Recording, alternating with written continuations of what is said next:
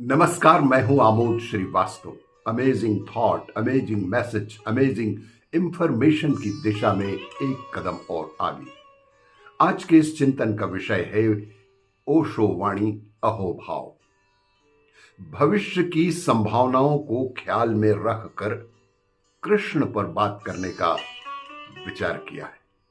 हमें भी समझना मुश्किल पड़ेगा क्योंकि हम भी अतीत के दुख के संस्कारों से ही तो भरे हुए होते हैं और धर्म को हम भी आंसुओं से जोड़ते हैं, बांसुरियों से नहीं। हम भी अपने दुखों को हमेशा ही धर्म से जोड़ते हैं, आंसुओं से जोड़ते हैं, बांसुरियों से कभी नहीं। शायद ही हमने कभी ऐसा आदमी देखा हो जो कि इसलिए सन्यासी हो गया कि जीवन में बहुत आनंद है। हां, किसी की पत्नी मर गई है और जीवन दुखी हो गया है और वह सन्यासी हो गया।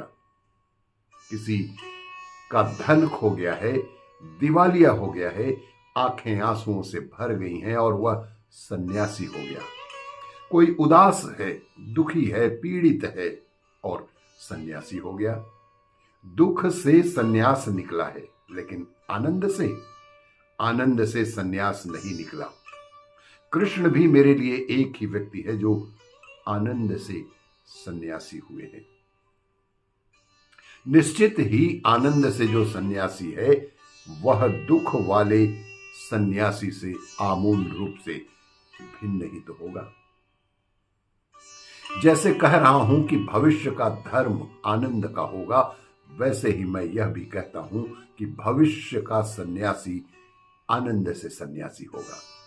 इसलिए नहीं कि एक परिवार दुख दे रहा था, इसलिए एक व्यक्ति सब कुछ छोड़कर सन्यासी हो गया, बल्कि एक परिवार उसके आनंद के लिए बहुत छोटा पड़ता था, इसलिए पूरी पृथ्वी को ही उसने अपना परिवार बनाने के लिए सन्यासी हो गया।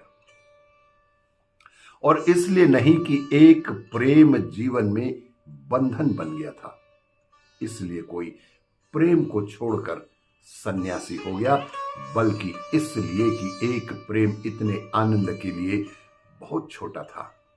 सारी पृथ्वी का प्रेम जरूरी था, इसलिए कोई सन्यासी हो गया।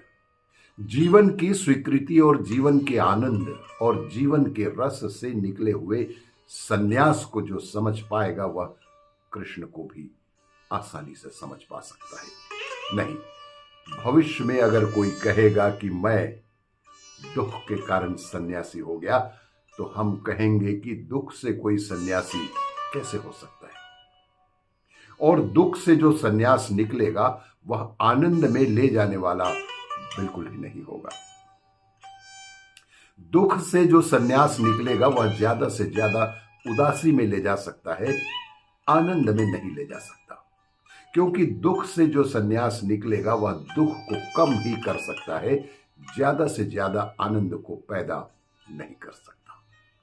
दुख की स्थितियों को छोड़कर आप दुख को कम कर लेंगे, लेकिन आनंद को उपलब्ध नहीं हो सकते। और जिसने आनंद से सन्यास का जन्म होगा, जो गंगा आनंद से पैदा होगी, वही आनंद के सागर तक भी पहुंच सकती है, क्योंकि तब आनंद को बढ़ाना ही साधना होगी। अतीत की साधना दुख को कम करने की साधना थी, और दुख को कम करने वाला साधक दुख को कम कर लेगा, लेकिन यह निगेटिव, नकारात्मक होगा। ज्यादा से ज्यादा उपलब्धि उसकी उदासी की होगी, जो दुख का क्षीणतम रूप है। इसलिए सन्यासी हमारा उदास, हारा हुआ, भागा हुआ है, जीता हुआ, जीवंत आनंद से नाचता हुआ सन्यासी वह बिल्कुल नहीं हो सकता। कृष्ण मेरे लिए आनंद के सन्यासी हैं। आनंद के सन्यास की संभावना के कारण जानकर ही मैंने चुना कि उन पर बात करें। ऐसा नहीं है कि कृष्ण पर बातें नहीं की गई हैं, लेकिन कृष्ण पर जिन्होंने बातें की हैं वे भी दुख से भरे हुए सन्यासी थे। इसलिए कृष्ण की आज तक की व्याख्या कृष्ण के साथ अन्याय करती रही है और करेगी ही। अगर शंकर कृष्ण की व्याख्या करेंगे तो एक उल्टा ही आदमी कृष्ण की व्याख्या कर रहा है। शंकर की व्याख्या कृष्ण के साथ न्याय संगत तो नहीं हो सकती। कृष्ण की व्याख्या अतीत में संगत हो ही नहीं सकी, क्योंकि जो व्याख्याकार थे, जो कृष्ण पर कह रहे थे, बोल रहे थे, वे सब दुख से आए हुए थे। वे इस जगत को माया सिद्ध करना चाहते थे। वे इस जगत को दिव्य कह रहे थे। इसलिए कृष्ण के लिए सब स्वीकार है, अस्वीकार है ही नहीं।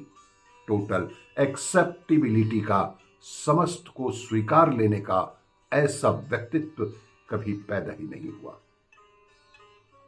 धीरे धीरे रोज जब हम बात करेंगे तो बहुत सी बातें ख्याल में आ सकेंगी, लेकिन मेरे लिए कृष्ण शब्द भविष्य के लिए इंगित और बहुत सूचक है, इसलिए इस पर बात करना बहुत ही आनंददायक है। आपको ये मेरा वीडियो अच्छा लगे तो लाइक करें, शेयर करें और सब्सक्राइब अवश्य करें। धन्यवाद।